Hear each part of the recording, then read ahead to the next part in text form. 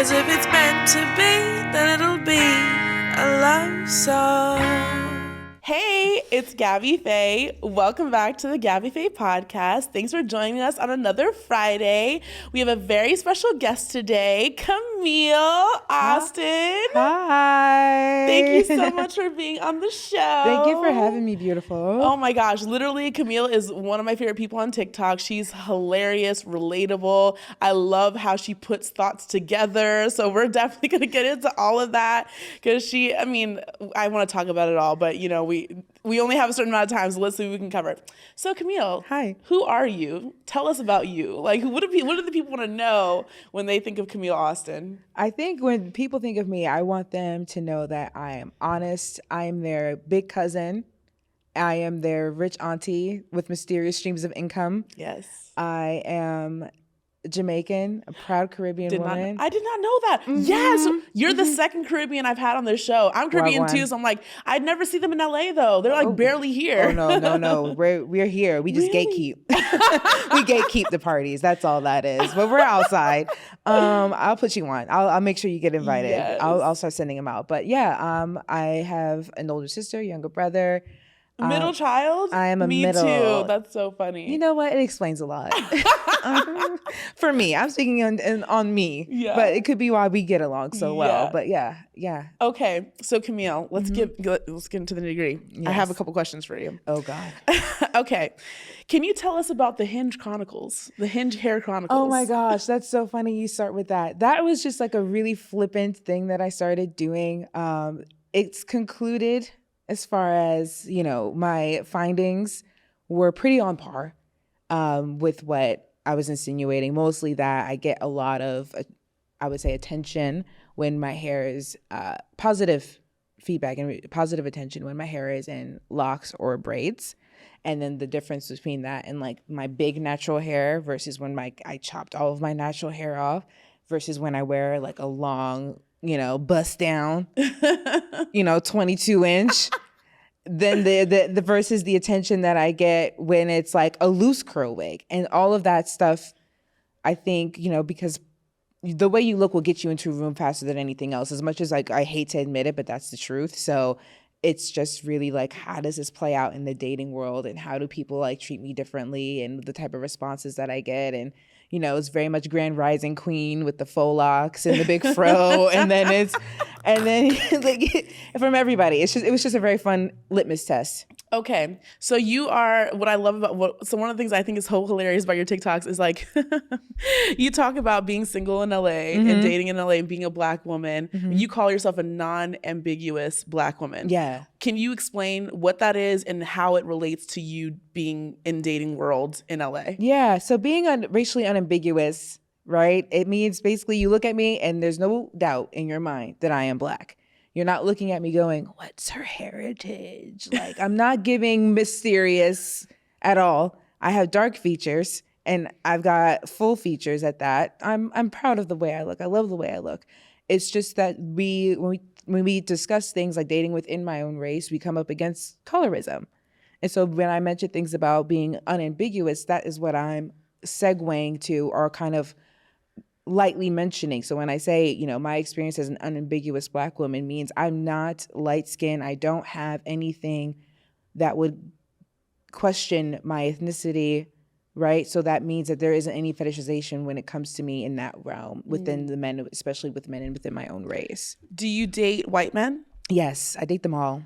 You date them all? I date them all. How has your experience been with dating a white man, with dating a Black man, with dating mixed races? Has it been a difference or has it been all the same? It's kind of all been the same. And that's what I think people, like we can get into the nitty gritties and the differences. Like I think all of the struggles are different, but they all are kind of shit. I'm kidding. Just a little bit. But like I just very recently, a white guy I was seeing, had a feeling about him because discernment is amazing. And I just was like, something isn't right with this. I ended it at the beginning of January. And I kid you not, 5 days post-op, I'm sitting in home recovering. And I get a DM from a girl that was his girlfriend the entire time we were dating. It was a white guy. What? Yes. That is not a typical stereotype. I'm sorry. I've not heard that. That is wild. But even if you haven't encountered it, I have enough white girlfriends going up in PWIs too. I see how they do them just as... What's a PWI for people that don't know? I know, but you know. Predominantly white institutes. So I grew up in Florida. Me too. You know that from Orlando. From Orlando. Yeah. And you grew up in Orlando. I went to college in Orlando. I went to UCF. Oh. And then I also grew up in Melbourne, which is like south of Cocoa Beach for people that don't. I love Melbourne. I love that beach town. Do you not like it? I mean, I grew up there. You know what I mean? It's great to visit, never to stay. Okay. That's how I feel about Florida in general. Like I grew up in Florida. I do not claim it. I claim New York City. I claim Brooklyn. I do not claim Florida I hear at that. all. I hear that 100%. So you grew up in Florida. How long have you been in LA? How did you get here? Okay, so I grew up in Florida and I left around the year 2020. I moved during the pandemic. Yes. Wow. I said now or never. And I chose now. And I took that risk. Luckily, I had work from home job. I work in tech sales. Really? Mm-hmm. I didn't know that. Yeah. So I think what's so funny about these dating, back to that, though, just to touch on it, it's just that when I talk about meeting a man who makes like at least bottom six figures, and they see that I'm a model, that the assumption is there that I'm just like gold digging, not really realizing that I'm actually bringing in that much and then some on top of the modeling. Hell yeah, for tech sales. Yeah. So it's always like, I'm never asking for anything I can't provide myself. It's just, I want somebody equally yoked. It's not that, it's not a big ask, I don't think. I feel you. Yeah, no, I moved here and that's what brought me here. I wanted to pursue modeling. And the Florida market wasn't How did you get into modeling? Were you always into it or did you fall into it? How did it happen? I always wanted to do it, but the market in Miami was the closest major city and they're deeply colorist. I'm just going to put it out there. And they do not allow a lot, especially when like the age that I was coming up, it was before the IG baddies and the body positivity movement started happening. And because I was already athletically built from being a dancer, they were like, you have to like do Pilates and yoga and basically slim down even more. And at the time, I was a size like 4 and they wanted me to be down to a 2. And so it was always like, the ask was always to be smaller and I couldn't do it. And so then years pass, I'm working this corporate office job and I'm kind of unhappy with it, to be honest. And I'm just like, I want to change the pace. And I heard that Sports Illustrated was having open casting in Miami. So on a whim that weekend I went and I made it further in the process than I thought I would. And so then I was like, I think maybe I should go back to it and try again. And so then I moved during the pandemic and then I went and applied for Sports Illustrated again and I made it even further. I made it to top 24. Amazing. So I was like, okay, I think I'm supposed to be here. And that's when I started getting signed to agencies and I started like slowly but surely booking work. So then it was like, okay, I just wasn't appreciated in the market that I was in. And had I just stayed there, the dreams would have died right along with it. So girl, I feel you. Yeah. That's how I feel about Florida. Like I had to get out of there because like when I was younger, like my dad's a very like, you have to just adapt to your environment. People are the same everywhere you go. You can't just complain about your environment. I'm like, no, there's something seriously wrong with this place. Like there's something seriously wrong with Florida. And as soon as I left and I broadened my horizons, I lived in New York City, I lived in Virginia, I lived like a bunch of different places and people started treating me differently. I started seeing more diversity, seeing more representation. I seeing like a different world. I'm like, wow, I wasn't crazy. I just needed to leave home. I just needed to leave my hometown. Yeah, honestly, literally, a prophet's never honored in their homeland, right? It's true. I'm not saying we're prophets, but you know what I mean. Yeah. You got to go where you're celebrated, not where you're tolerated. And honestly, an ex gave me a really great story about how like the first like people that developed the airplane were seen as crazy, and it wasn't until they moved and had people support them, then we got airplanes. So really it's just like your environment is very critical to whatever you're trying to That's amazing. accomplish. And you moved here to LA. Was it because Sports Illustrated was maybe based here or doing auditions here? Or like why not New York? Why LA? Oh, LA because I hate the cold. Oh, Jamaican. Plain and simple. There is no other reason. And mind you, I have a father I have my dad's side of the family that lives in the Bronx. Because I was born in New York, Freeport, Long Island, and then I moved to Florida when I was 10. Same. I was born in Jersey and I moved to Florida. That's so crazy. I didn't know we had so much in common. If we locked in. That's really why. Wow. Yeah. So you were like, no, Dad, I'm not going to go up to the Bronx. It's too cold up there. I'm going to go to LA. Do you have any family or friends that you knew here before you got here? Friends, yes. Friends. Okay. Mm-hmm. What's it like for those of people who like are thinking about coming to LA or moving to LA? What is it like as a transient person living in LA? is it hard or easy to make friends? What would your advice be, and what has your experience been in trying to develop friendships here in LA? Whew, I know it was a lot. Yeah, it was. All right. So advice. I think I've given this. I have a TikTok about this actually. And that's honestly to stay true to who you are. And that's a big ask if you don't know who you are. Oof. It's deep. Yeah. It's just to cut straight to the chase. Like I'm very grateful I didn't spend like my early 20s and my very formative, impressionable years here. I was able to do it in private in Florida and got a good sense of who I was and what I was in boundaries and what I was willing to put up with and what I'm not willing to put up with. And moving here, I was able to implement those boundaries. And I just also having like a stable amount of income with modeling, that can be a whole nother conversation as to you don't want to get too involved with the wrong crowd or take a wrong job and be put in a very desperate situation. So I never wanted to be put in a desperate situation at any point. So knowing who I was definitely a big one, I would say. Your vibe attracts your tribe. So I think people who go to all these influencer events and I feel like they are forgetting that I give grace because people came here to work, right? Everybody's trying to get their dream job, their goals accomplished. And so sometimes I think people are too critical of influencers when they see them out and networking. But then I moved here during the pandemic where there's no jobs and everybody's just actually getting to know each other because there's no work. Yeah. So I got to actually forge really I would say genuine connections with people. I went to a lot of house parties. Oh, okay. So you went to house parties. I should not admit that, but I did too during COVID. Like the height of 2020, I was in Malibu partying it up with 100 strangers. I'm like, we should not be doing this in a pandemic. No, yeah, it was not okay. But here, and what was so funny too is that I was dating a guy and he ended up being a total douche canoe. And what was funny is that he kept inviting me out to hang out with his friends. Do we like that word? You can borrow it anytime you want. Yes. Yes. Douche canoe. Yes.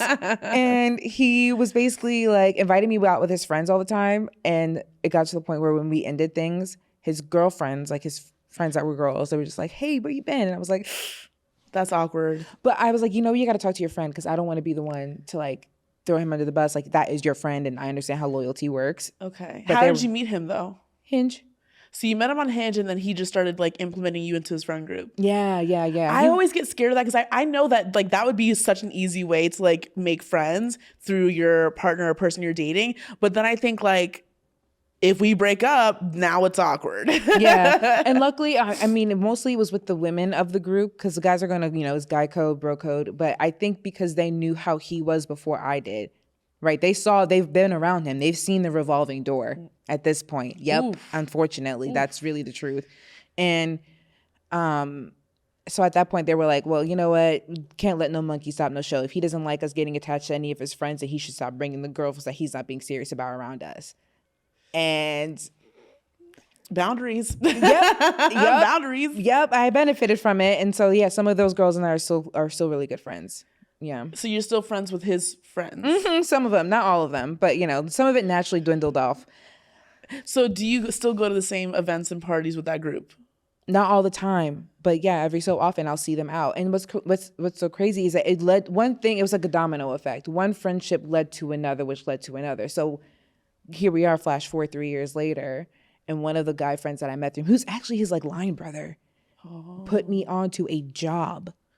Wow. That I'm literally working a campaign for next week, and it's like a nice paying campaign. So like blessings to him. So even though it didn't work out, I have really nothing beyond how he behaved at that moment. Nothing really bad to say about it because once he kind of got used to the fact he had to keep seeing me, he had to apologize.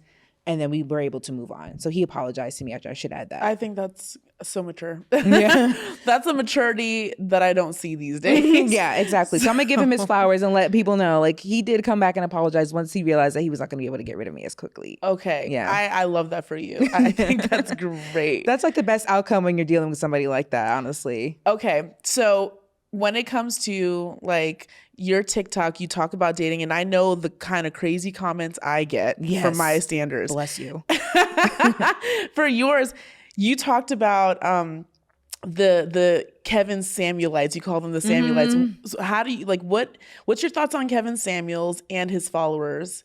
And what kind of comments have you been getting on your TikTok? And what is your response to that whole movement of thought red pill content, really? Yeah. I don't really like to speak ill of the dead. I just think that his thought process was very antiquated. I don't agree with any of the things or the process in which that he did, or the way he presented himself ultimately. I don't agree with that. As far as his followers, I mean, first let me say thanks, guys. Thank you so much, because I wouldn't be here now. Right. Great engagement. So I have nothing bad to say about them either. Girl, that's it's a free country. Yes. That's how I feel too. Like when we talked about this at my birthday party, when people started saying like, oh my gosh, we're just checking, we're doing a mental health check. Make sure you're not jumping off a bridge. Are you okay? Yeah. Girl, these people are paying my bills. I could care less how they feel about it. Like how, you know what I mean? Like I guess I'm just not that, I don't take things like that too seriously, because those are just like when a stand-up comedian does comedy and there's like hecklers that like are like booing them off the stage. Like, and so like, are you on the stage doing it? No. So like continue on, build me up, build my empire. I love all of this. Yeah. One thing I love about you though, and I took that from you, was just like, because when I had my stint, maybe like literally a year ago, you can feel free to insert clip. Like I was in such a vulnerable space that it did impact me a little bit because of where I was mentally with how things shook out. But I got there eventually. Now I get these comments, and actually somebody made another YouTube. He has over 1 million subscribers, and he took that video from a year ago and made another video on you. Yes. I had a former coworker reach out to me and go, "Are you okay?" I'm like, "Girl, that video's a year old. I'm fine." I mean, but why is it that they're so obsessed with Black women and their opinions and the fact that we don't want them? It was a white guy who's making videos about you. Yes, it was a white guy. That was so interesting. It was interesting to me because I was the first one. Every other guy that did like a think piece on me was like Black man. This was the first time a white guy. Yeah, I'm used to the Black men derailing me on YouTube. Like Black men literally are obsessed with me, honestly. There's hundreds of YouTube videos of me and my content, my TikTok, and they're just like inserting clips of my TikToks and yelling about me. Like, you literally sit at home on a microphone and a camera yelling about me. At least buy me dinner first. Like, what is happening? No, it's like, get a job. Get a job. You used to build homes and go to war. Like, anyway. It's crazy. I mean, oh my gosh. So, okay, we're going to get back into things. I have other questions, but I want to talk about your health scare that you had recently. Yeah. Can you tell us about that? What happened? Yes, of course. So I think this is like one of the better videos, actually. So out of all the things I went viral for, I'm glad that it was about this subject. I literally close to 1 million finally on the whole series. So I found out late June last year that I had benign tumors on my uterus, and they're called uterine fibroids. They're not cancerous, but about 70% of women have them between my age and like 50, and then like about 80% of women, especially Black women, get them over the age of like 35.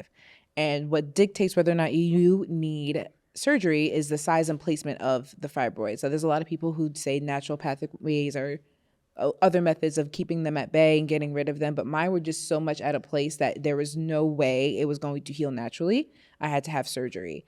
I had to shop around for a surgeon or OBGYN that would listen to me. And I was specific. First, I wanted a Black woman. All of them are booked up. I think words got out. I think words got out. I think words got out. I'm scared of hospitals because of that. When you said on your TikTok that Black women are 4 times more likely to die during childbirth because of the lack of medical attention and care that they give to Black women. That scares the shit out of me. That's one of the reasons why I wanted a home birth, because I don't trust hospitals. I don't trust doctors. Yeah. That's so scary and sad. Yeah, it's very scary. And I mean, my mom was an RN. So in my particular situation, she did fly out from Florida to come and like take care of me and like look out for me. There was no wiggle room for that staff to fuck around. Excuse me, I don't know if we're allowed to curse on here. Yeah, you are. Okay, sweet. So after my surgery, I mean, let's rewind it. After literally post-op, I'm still in the hospital, and they're gonna decide to keep me a couple of days because I was on the table for 8 hours. And lost a lot of blood, but they said I was fine. It was a long procedure, but I was okay. So as I'm like healing, the healing process is going. The first moment that I felt really angry about the care that I was getting was there's this drug called Dilaudid, and I didn't realize that I was allergic to it until it got to a point where I started to get hives. I have eczema. Me too. So I was literally like scratching a little bit, and I was like, okay, I don't think I need any more of that. I have a feeling it's this drug that you guys are giving me in the IV. Just let me just get the ibuprofen. Just give me the ibuprofen. My pain level wasn't even that high anymore at this point too, because it'd been a couple days, and I thought the nurse was flushing my IV, and she even asked me, what's your pain level? I said 2, because I knew if I didn't give her a high number, they technically aren't supposed to give it to you. Of course. So I thought she was flushing my IV, and she did not. It was more of the drug Dilaudid that I did. After you told her not to? Oh, hell no. We're going to have to fight. I'm Yeah, sorry. yeah. Now I'm yelling at you. Yeah, Like, yeah, what? pretty much. That's exactly what started happening. And I was like, now you all have to give me Benadryl. Like I need something now, because also I was having a chemical burn reaction to like it's almost like a saran wrap bandage. I wish I knew the medical term for it, but it's like a bandage. It looks clear, but it looks like saran wrap over like whatever they put it over your belly button. And it's like a perfect little square. I literally had blisters forming around my belly button from the chemical burn. And I was so miserable. I didn't sleep at all that night. I cried, I screamed, I yelled, throwing up, all of the things. Oh my God. My mom was irate. So we were like, okay, we're packing our things and we're leaving unless you give her. And I had to wait like 6 hours for that Benadryl, because my doctor, this is important actually, if you are getting surgery, make sure that your doctor has a hospitalist and someone to oversee you that can write a prescription on the dot when they are gone, because the nurses are not allowed to give you or administer drugs unless it's life-saving, like if I was an anaphylaxis or something. Me just being uncomfortable and needing Benadryl, they're like, well, we don't have a doctor to write the prescription, so you technically can't get it. But who needs a prescription for Benadryl? I can go to the drugstore right now and get Benadryl. Of course, and that's exactly what I threatened to do after 5 hours of waiting. That's insane. And so I was like, I can go to a 24-hour drugstore and get Benadryl.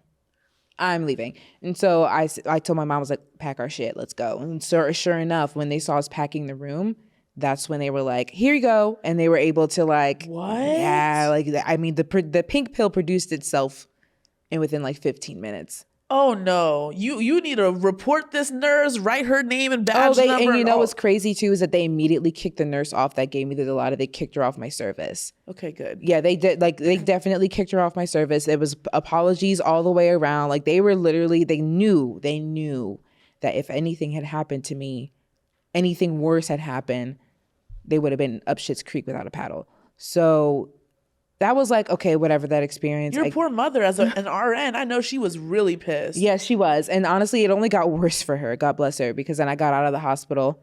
I ran a fever like 3 days post-op. I'm at home and I'm like, I'm starting to run a fever. She kind of knows already that there's something like an infection. But she gives me Tylenol. Doesn't work. I wake up the next morning. My fever was 102. I wake up the next morning. My fever is 99.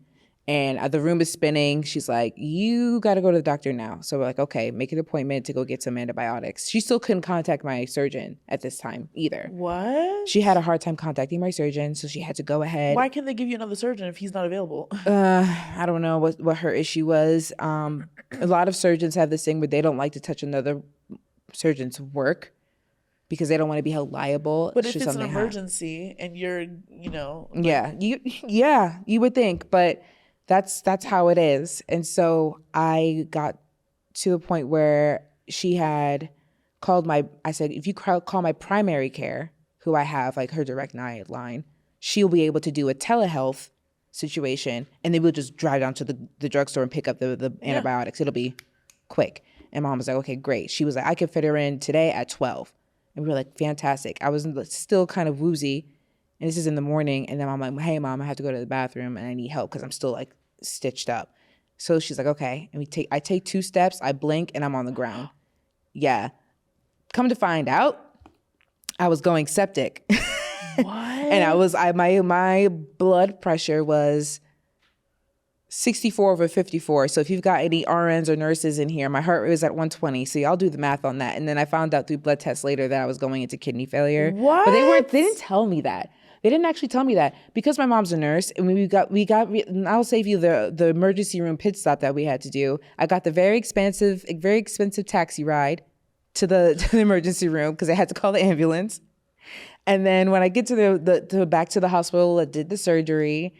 They're running all these blood tests on me. It was the most miserable experience ever because like all they do is wake you up every 3 hours to draw blood and run tests and ask you if you're resting okay, because they have to monitor every me. 3. How can you rest good with 3 hours? Like who rests in 3 hours? It was a mess, and they had to have like monitor me very heavily. And then my mom gets up and she's like, well, let me wear her blood test results. And that's what she starts asking about the results, because at this point they've drawn so much and so much time had passed. She starts standing over the nurse a little bit, like she's like maybe like 2-3 feet behind the nurse, and like she could see the screen. And she's like, she looked over at the screen, she squints, and she's like, Kemi, you were in kidney failure apparently. She's like, the numbers that are low are not supposed to be low, the numbers that are high are not supposed to be high. And the nurse goes, double back, does a double take. She's like, were you a nurse? She's like, yeah.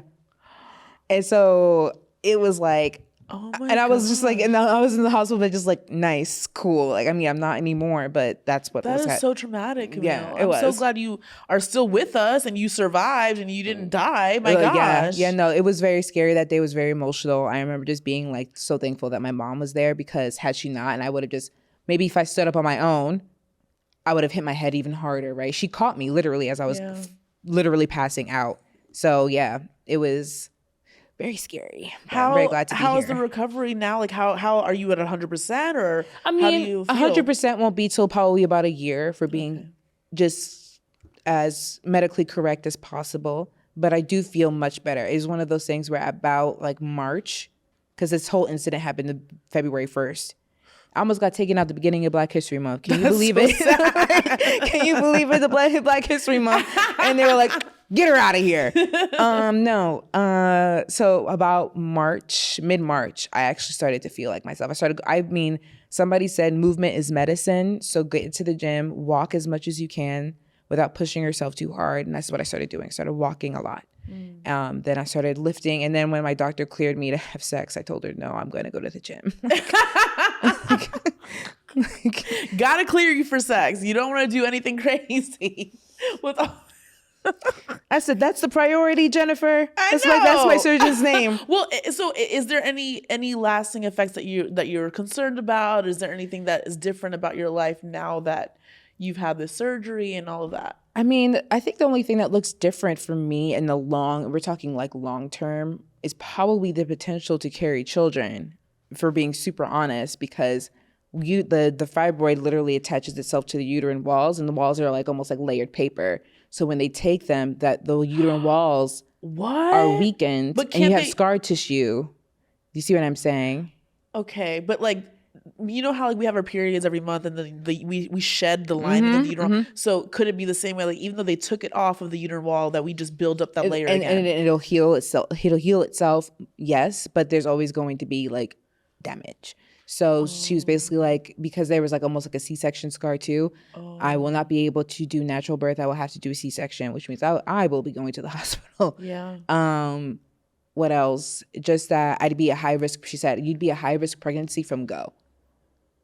Also, because you think about my age and also the surgery, it's kind of like, it's just like you're pregnant, and then like as long as it makes it past 3 months, you'd be considered high risk at that point. So you have to take it easy. Right. So having like, that's a scary diagnosis, because like you're still like a young single woman dating and all of that. So like, how does that make you feel that they're saying that you might not be able to carry a child to term and all of that? Like, how does that impact your mental health, your spiritual health? Like, how does it make you feel? I mean, honestly, terrible to say. Maybe some people would get it, but it kind of was like a relief at one point. First, I was a little sad, but then I kind of felt relieved. And that's a really weird way to put it when you think about, I guess, societal pressures and norms. And I was like, oh, well, you know what? Like, I'm stressing about something that may never happen. Or if it does happen, I'd have to find a very rich husband to pay for a surrogate. Because if the eggs are still there, babes, everything else is still there. Okay. It's just a matter of the housing facility, the uterus may not be as safe as it used to be. So that being said, it's kind of like there's so many other different ways to have a family too, if I really want that for myself. But yeah, like I guess for me, it was just kind of like, okay, well, what now? Right? And that's kind of what it became. Like I was so stressed about having a kid that literally that video that went viral, I mentioned having a baby. And now my situation is just like done a complete 180. And isn't that so funny how life works? Yeah. That one thing you were so stressed out about a year ago is not even really a problem anymore because it's been taken off your plate. So now what? Yeah. You're so right about that. Like, I mean, whew, gosh. Well, that is I feel like that when you go through something so intense like that like grows you like as a person. Like if you thought you were adult before, you're definitely adulting now because you went through something really hard and traumatic. And I always say like adversity builds character, and like sometimes like you work with your trauma and like to grow from it. You could either let it destroy you or you can like grow from it. And absolutely. I feel like you've grown and like you've conquered like such a hard thing. So like I'm so proud of you. Oh, thank you. And happy that you're healthy and here. Thank you. That's why I've been so quiet too on social media. I just was like, I wanted to focus on my health and getting back to modeling because mind you, like the tumor made me like the size of a 6-month long pregnancy. Just to like put it in perspective as far as size. Now, I'm not saying I'm like no slim ting, but I'm also not giving 6 months pregnant on a regular. And so like I was a fit model and I lost clients because of it, because of the weight gain, which is fair. Like what was the expectation? Oh, so the gain wasn't just like your stomach being bloated. It was your whole body physique. Because I couldn't work out. I was so tired. When like fibroids make you anemic as hell, and that means you're constantly cold, you're constantly sleepy, you have no energy. Like it is a very much a domino and full encompassing thing. It's not just like, oh, my stomach hurts. It's like, I'm tired. I can't get up.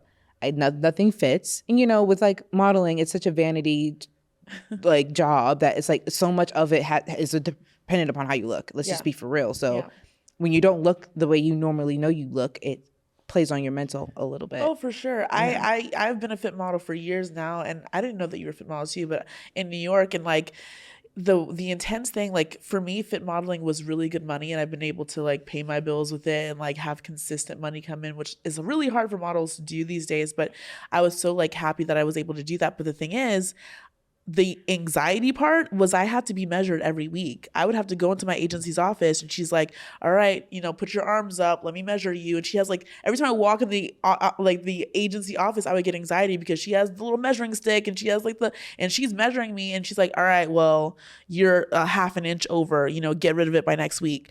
And it was like, but I'm not a mannequin. I'm a real person.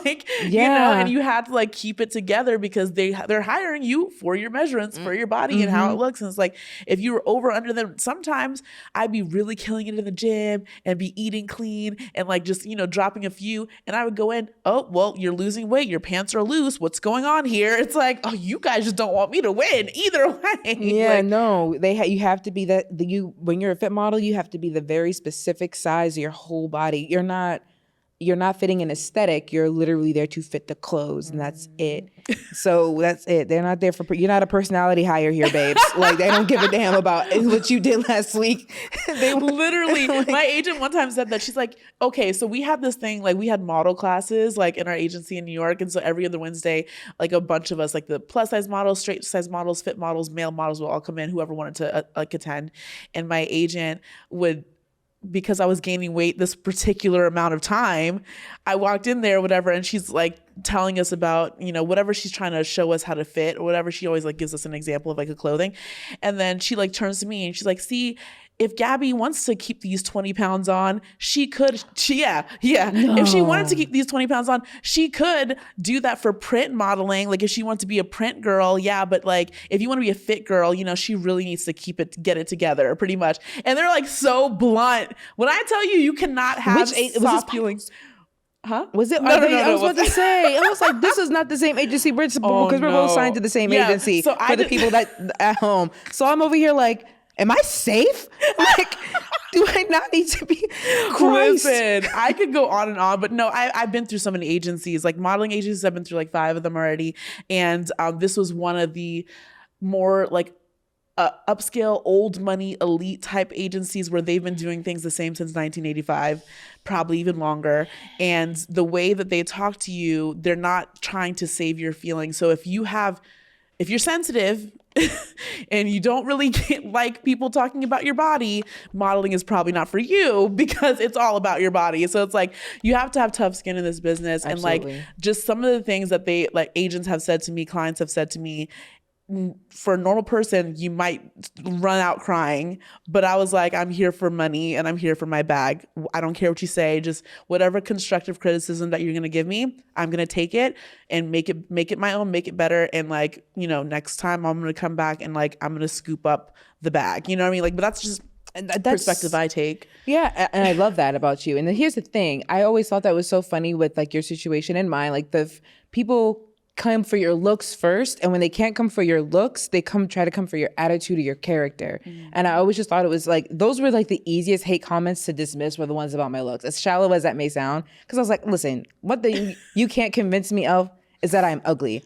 Right. Like, you can, like, period. I may not be for everybody. I'm not saying I'm like, you know, to everybody I'm the 10 out of 10. To somebody, I'm definitely ugly. As a matter of fact, I get told that every time I go on a casting. So if I allowed opinions to impact me, I would not be working. Right. So that's kind of like, I have to think that I'm hot shit or else I'm not gonna book. Yes. And so thank you. And I try, when people ask me about modeling, I'm like, you have to have the confidence. Do you have confidence? Because people are going to break you down. They're going to tell you, you're not tall enough, you're not short enough, you're not fat enough, you're not skinny enough. They're going to tell you all these things about your body. If you're going to take it personally and it's going to attack your mental health, you're probably not right for this business, because you have to take it with a grain of salt. Like, you're there to work, you're there to get booked, you're there to make money. You're not there to like have these people validate your looks and who you are as a person. You already have to come with that, knowing that you look good and no one can tell you anything about it. Okay, you have to come with that attitude, because or else it's just not.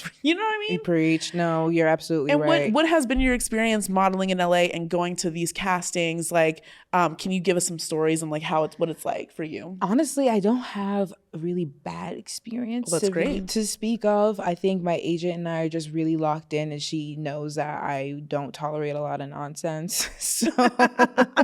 So, or if nonsense occurs, I'm telling her about it immediately, and I'm like, I never want to work there again. Please don't make me do it. Oh, I love that. Yeah. I will say, okay.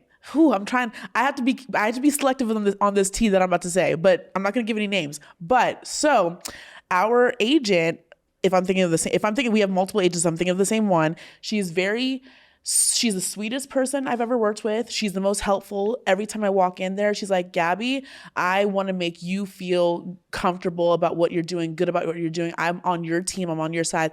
I want to be a supporter and a backbone of you and what you're doing. Mm-hmm. That is the only agent, and I've been through several, the only agent that feels that way. Okay. That doesn't look, because when I go to the other agencies, you're a product. What can you do for us? I'll tell you this one story. Ooh, I don't know if I can say it, but I'm gonna say it anyways. All right. So one of my agencies, this was years ago, one of these agencies, like really bougie, and this older woman who had been with the agency for years, decades or whatever. Mm-hmm. You know, I'm like a new model. I'm like scared. This is like when I first was starting. I didn't really know how to behave or how to act. I just knew that I didn't want to get on her bad side, because if she blacklists you, it's done. Like, she was like one of those ladies that like, she knows everybody and she's been around, kind of like Anna Wintour. You don't want to piss off Anna Wintour. You'll never be able to go anywhere Vogue or like, you know, so like she's one of those. And so I was like in the bathroom, kind of like touching my makeup before I went into the office, and she goes in the bathroom. She's like actively on the toilet, you know, doing her thing. And she's like keeping me in there to keep her company, like having a whole conversation when I'm trying to get out of a conversation. But you know, I'm like awkward. So I don't really know how to get out of all the conversations.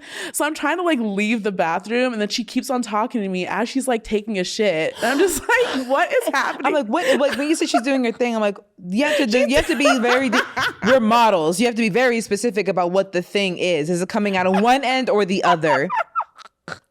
I'm not trying to perpetuate any negative stereotypes, but I'm just saying, I've literally, I was like, and then I was just like, you know, keeping a smile on my face, trying to just like not piss her off, right? Because I don't know what side this lady was on, but I'm just like, so I went from, you know, the first few months of modeling, just like having a conversation with this lady that I didn't want to get on her bad side while she takes a shit, to like a year later, I'm bringing in so much money that she invites me into her office and lets me sit on the big chair while she's signing my checks. Okay, that was a glow up. I'm sorry, because before I was never allowed in her office. She never even, like, models were not allowed in her office, and she wouldn't let anybody in. If she did let you in, it was because it was to scold you, or it's like she would like be, she would. Gosh, it's so intimidating. It's like giving Miranda. Literally, but Miranda Priestley. Not Miranda. Not Miranda Priestley. Yes. You know, it was like that. And then the only time she would let people sit in that chair is if like it was the other agents, the lower level agents that she was calling in to like scold about something. So the fact that she like, yeah, you can come in, Gabby, come in. Oh, sit in this chair if you want. I'm like, what is, I literally thought I was gonna get fired. I was like, what's going on? And then she's like, you know, as she's signing my check, she's like, these checks keep getting bigger and bigger. I was like, yes, I made it. Yeah. So, you know, like it just, you're low and then you're up. But I always remember my humble beginnings. Truly, like it comes with so many highs and so many lows. Like, were there any of your favorite other highs that you've had? Oh gosh. No, you're supposed to be asking me questions, but I'm genuinely curious about you. Well, highs pertaining to what exactly? Modeling. Yes. Okay. So, well, okay. I have like a list, my vision board list or whatever, and you know I have a couple of them that's been on there for years that I've wanted to cross off my bucket list. One of them was being getting a billboard in Times Square, and I crossed that off my list last year because I got 2 billboards in Times Square. Damn.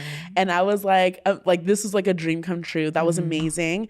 Another one was where I got hired. I went blonde, which I never thought I would do. And like people ask me this all the time. So basically I grew up in like a very strict household. My dad was like, you're not allowed to cut your hair, dye your hair, damage your hair in any way. So like I was not allowed to, like my hair was the same hairstyle my whole life. So then I get this big company like wanting to hire me for this hair job. And I've said no to several hair jobs because I was like, I just don't feel comfortable doing it. So I said yes to this one. I got cold feet because I was like, what if there's no coming back? But it was like, you know, YOLO, why not? And so, and I think it was during during pandemic. So they wanted to chop my hair up to here in a lopsided bun, like a lopsided bob. So like it'd be like this high, this side, and this long, this side, bleach blonde with the roots still like black and the same, whatever. And I was like, YOLO, yes. And then the next day I was like scared, and then I said no. And then like 8 of the agents and assistants did a group phone call with me to try to convince me to do it. They're like, it's not like the 80s where they're just gonna, you know, bleach your hair to shit. Like they know what they're doing. They have good products now, blah, blah, blah. So I did it. And I went blonde, and it was like a life-changing check. Okay. It was like the biggest check. Because I was going to say, how much was it? It was the biggest check I've gotten out of my career. So when I tell people that, they're like, girl, I would never do it. Like my older sister always calls me like, don't be doing this crazy stuff to your hair just for a little bit of money. I was like, it wasn't a little bit, it was a lot of it. Yeah. And when I tell people about it, they're just like, oh yeah, I guess I would have done it too. So everybody has a price. Everybody has a price. Everybody has a price, you know? And so, yeah, so I guess that was a high. Another high would be, oh gosh, I have a lot of lows though too, but I'm thinking that the highs, I guess, honestly. We can keep it positive. Let's talk about the highs. Yeah. I think we all know the lows. It gets talked about all the time on TikTok, to be honest. I'll let the other models complain. It's fine. Yeah. I think, for me, like coming from a small town in Florida, and people telling me that I had to lose weight to even think about being a model or being in the entertainment industry. You know, flash forward to signing my first modeling contract and living in New York City, from like this small town to just like going to New York City. It was like I was living a dream. And I just remember being on like the 40th floor of this agency, looking out at the view of New York, of like Manhattan, sitting in this office with other models during one of like the model meetings or whatever, and just thinking, wow, I cannot believe this is real life. Like I can't believe I'm living this life. That's crazy. That's amazing. Yeah, because I just never, I was just like, I woke up and I was here and I was like, I've dreamt about some things like this, but I just never seen it happen in real life, and it's actually happening. So I'm like, it was definitely a high. Definitely a high. We love to hear it. What's your high? Tell us some of your highs for modeling. I think outside of Sports Illustrated, that was a really cool moment getting to meet MJ and the team. But I would say the biggest high I couldn't tell a lot of people about for a while because I had to sign an NDA and I was fit modeling. Since now the company has dissolved its ways with Adidas, I can now talk about it. But I fit modeled for Ivy Park for a short period of time. What? Beyonce's line? Yeah, I did. Oh my gosh. I did. Oh my gosh, I'm compelling. That's amazing. It was a short stint, but because of the fibroids then came in and they were like, sorry, she got too big. And I was like, okay. Hey, but that's on your resume for life. Yeah. I think about that sometimes too, because I've gotten to fit for major clients. Like I've done Calvin Klein, Tommy Hilfiger, Target, just a lot of really, really big brands. And like, even though like I'm not their fit model currently right now, whatever, I still can say, I still have that on my resume. I still can say, hey, like I fit for all these people, hire me, Yeah. you know? So and like, I think for me too, it was just really hard because I'm not quite fashion size and I'm not plus. I'm very much it's a very like touchy subject on social media. So treading lightly here. To some people, they would just consider me straight size, but in some instances I would be considered middle, like mid-size. Okay, yeah. And that's a hard place because I know I have a couple of mid-size model friends and they just feel so in between and like the underrepresentation is actually really disgusting for us. It's just like we'll go into like agencies and be like, so can you go up to a size this? And they'll look at me and they'll say, well, can you go down to a size this? And literally, I have a friend who's like 5'11" and she's about like the same pant size as I am, like maybe just a little bit bigger. Maybe she's like a size 8. And they constantly keep asking her, she'll go up to a size 12. She's like, I don't want to. I like to work out. I like to be healthy. Like similar to what you were saying earlier, like I'm just trying to like take care of myself and you're like encouraging this type of behavior and that's not going to make me happy. Yeah. So when I got this gig for, fit modeling and I was just like, okay, I remember the day that, somebody on the team was like, okay, well, tomorrow's boss day. So just make sure you show up at 8 a.m. sharp. Obviously you don't say anything about where you're going to anybody, what you're doing, like blah, blah, blah, blah. I was like, yeah, of course. Cause I already had like come in the office a handful of times. And I was like, when you say boss day and you're like, she's going to be in the office tomorrow. Who's she? Beyonce. You met her? Mm-hmm. You've met Beyonce, the Queen Knowles. Yes. You've met her. Beyonce Giselle Knowles Carter. You've met her. Mm-hmm. What is she like? We all want to know. She's fantastic. She's so warm and she's so nice. I'm so pissed that I didn't get that job. But you know what? You want to know how I got that I'm gonna share job? stage with her one day. I already know it. That's actually so funny because I was a dancer and I said I've always wanted to dance for backup dance for Beyonce. I always worked for Beyonce, and then like I got a casting for the fit for like a job for them, and I didn't get to go because I was going to Coachella, and this was last Coachella, and I went and I was ironically wearing an Ivy Park catsuit, and because I actually like that brand, and one of the people from their team tapped me on the shoulder and were like, hey, we're with Ivy Park Social. Can we take a picture of you? And I was like, oh, nice. And so I just, I'm faded, by the way. I had a weed pen and a drink in my hand. So I'm crossed at this point. And I literally gave all my stuff to my friend. I'm like, I got to get in the zone. And it is time to go. And so then she I was like, by the way, I live in LA. So if you ever like need a model. And they were like, oh, actually, we're looking for a fit model. And I never fit modeled a day before in my life. I lied and I said I did. Yes, that's what you do. That's what you do. You always fib and be like, yeah, I can do the job. And Google search it later. You figure it out later. Yep. Say you can do the job even if you have no experience. Figure it out later. That's how you get up. Yeah. And so they basically, they booked, they were like, okay, we'll contact you on Monday. And sure enough. They did.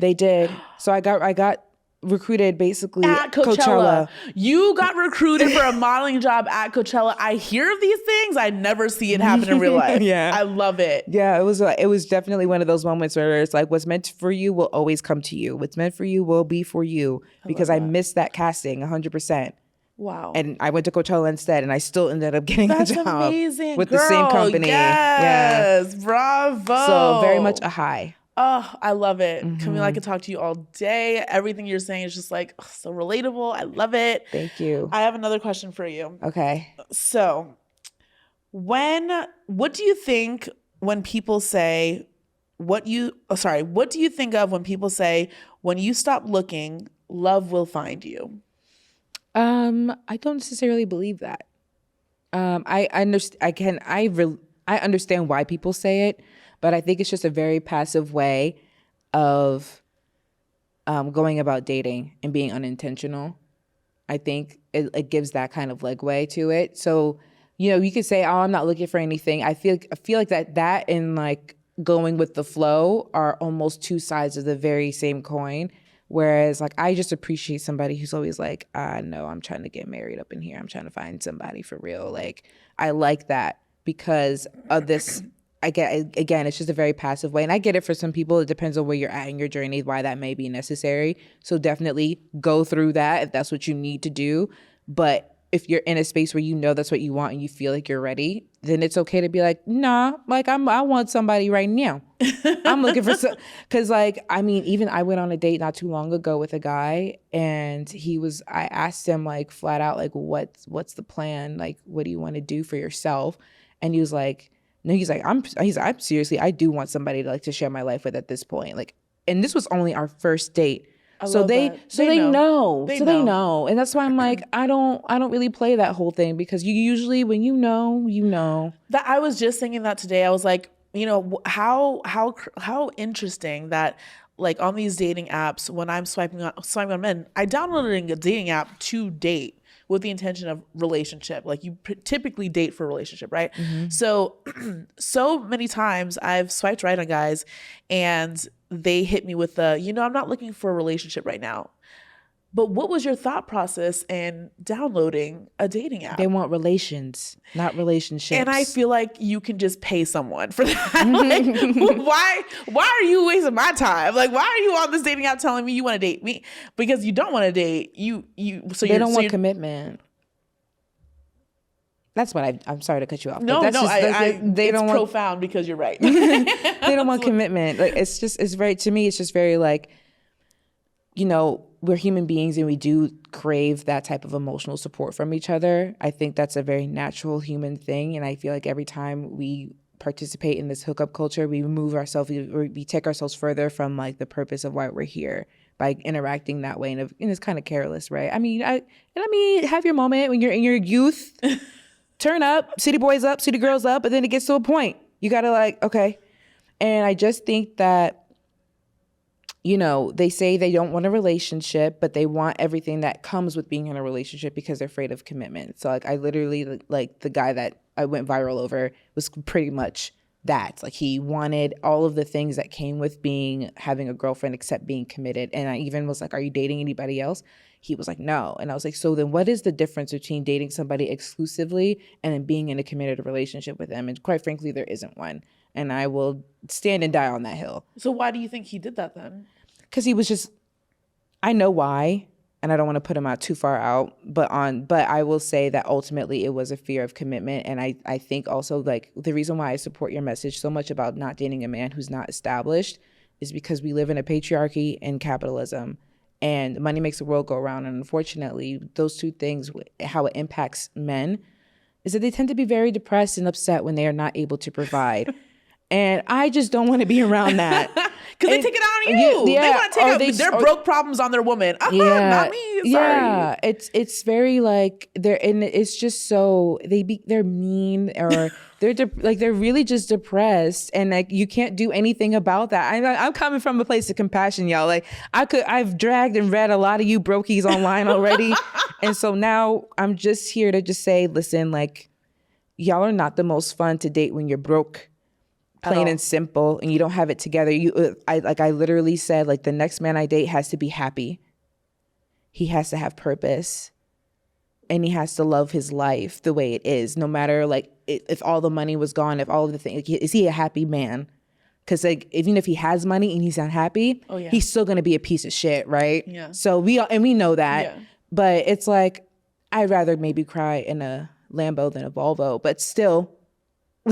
Like, I feel the same way. Like I don't know. I just think that's why I've decided, like, ever since then, I'm like, I'm not dating anybody that's not established in whatever it is, or not at the very least happy. You notice there was no 6 feet requirement. There was no this, that, and the third requirement. I'm like, the things that I require are actually a lot harder to find than a man that's over 6 feet. Yeah. To be honest. Yeah, exactly. I feel you. And on that note, Thank you so much, Camille, for coming on the Gabby Fe podcast. Thank you for having me. I'm so glad we finally did this. Me too. I've been waiting forever. I'm just like, I need Camille on this show, and you're here, and you gave us so many gems, and I just love talking to you. You're an amazing person. Thank you. So thank you for being part of us, and everyone watching, thumbs it up if you like this video. Comment what you want to hear next on the episode, and anything that you liked on this episode, please comment below. Subscribe to this channel. We're back here every Friday, and thank you for watching. Love you. Bye. Bye.